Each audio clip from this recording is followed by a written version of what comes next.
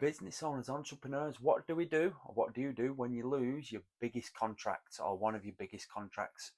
We've all been there, obviously, depending on how long you've been in business, but you need to understand that again, it always links back to marketing. If you're continually marketing and maybe even have a little bit of a waiting list for your service, maybe or even oversubscribe for your service, your provision, then when one big contract ends, finishes, whatever, you should have the others lined up, just ready to take the place, and they should be lined up, ready at a higher price point. So always remember that now. So I know what it's like, especially when you seem to be servicing the contracts, as much as you can. You seem to be going above and beyond with it. The rapport's there with whoever you're dealing with. The report again, on the case of the actual one-to-one basis, or further up the chain, whatever it is. From your point of view, you're looking at it and thinking, yeah, I'm doing really, really well. I'm looking after this, the team's got this sorted. Everything, the contracts may even continually be increasing in value, and then suddenly out of the blue it just goes, right, that's it, we're stopping at X month or whatever. So what we always need to do is, try not to catastrophize it. Just think to yourself, right, this is part and parcel of business. What can I do now to move forward? What can I do now to prevent this in future?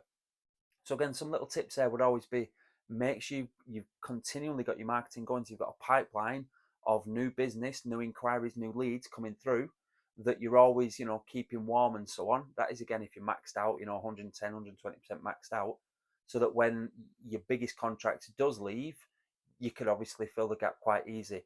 I would always then, depending on when the last time was you had a little bit of a price increase or a big price increase, have the new people, the new contract coming in at a new higher price point, so that obviously when they're doing like for like, really, when they're then moving into that same spot or whatever, the same part of the business and so on, now the team, your company is generating more revenue for that same service, that same time period, whatever it is. So I'd always bring that in, but definitely don't catastrophize. I'm lucky enough to speak to lots of entrepreneurs, different parts of the journey. Some of them, are turning over a few £1,000s, in the infancy stages. Some of them are turning over a lot each calendar month, which is fantastic.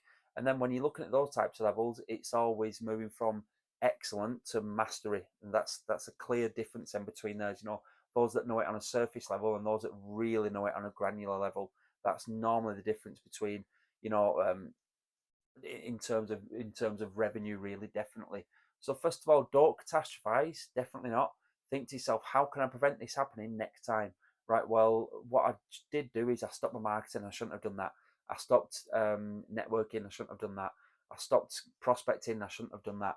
I'm not as quick, or my team's not as quick now, to chase up leads. We've put contacting existing leads on the back burner for a bit.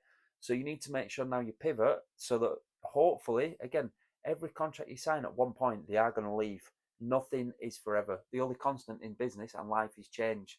So I've been lucky enough over the business we've had to have some fantastic contracts. But, and again, I always like to be optimistic, not pessimistic.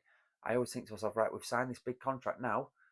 What happens in 6 months, 12 months, 18 months, 2 years, 3 years, 5 years, when that stops? Is there then going to be a huge dip in my cash flow? Have I increased my expenses to allow us to, in order for us to carry out this contract?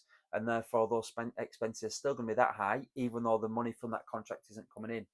So again, as an entrepreneur, you always need to be looking further down the road. Of course, lead your team, definitely.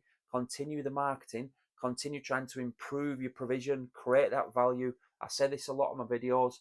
Obviously, look after this asset and invest in this. Nobody can take that investment away from you. And again, make yourself more valuable to the marketplace. So I hope this video helps some people. If you have just recently lost a contract, or you've been there before, you know what it's like. You need to make sure, just pick yourself up, dust yourself down, and then think, right, how am I going to improve from this next time? It was a success until it wasn't. So I've failed. Now I'm going to fail forward. How can I make this less of a chance of happening moving forward?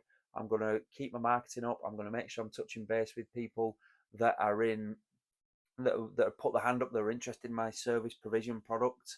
And when I do get to that price presentation stage, or when I'm presenting price to people, this is now going to be at a higher price point, because my value is more than it was a year ago, 2 years ago, 3 years ago, 5 years ago. And again, that links me across to, price increases and so on. It's always based on your value that you bring to the marketplace. So again, how can Rolls Royce charge upwards of 250,000 for a car? Obviously, not without all the not without any of the extras and so on. And Ford or Kia or any of the ones can charge upwards of like 7,000 or something.